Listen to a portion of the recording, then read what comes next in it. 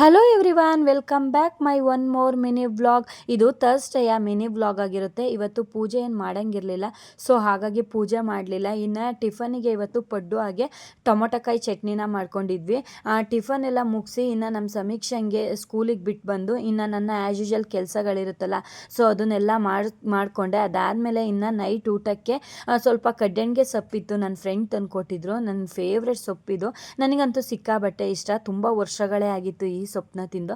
ನಮ್ಮಮ್ಮ ಮನೇಲಿದ್ದಾಗ ನಮ್ಮಮ್ಮ ಅವ್ರು ಮಾಡೋರು, ಆವಾಗ ತಿಂದಿದ್ದು. ಈಗ ರೀಸೆಂಟಾಗಿ ಎಲ್ಲೂ ತಿಂದಿರಲಿಲ್ಲ, ಸೊ ಹಾಗಾಗಿ ಆ ಸೊಪ್ಪಲ್ಲೇ ಬಸ್ಸಾಂಬಾರು ಹಾಗೆ ಪಲ್ಯನ ಮಾಡ್ಕೊಂಡಿದ್ದೆ. ತುಂಬಾ ಚೆನ್ನಾಗಿತ್ತು. ಇದಕ್ಕೆ ಮುದ್ದೆನೂ ಕೂಡ ಮಾಡ್ಕೊಂಡಿದ್ದೆ.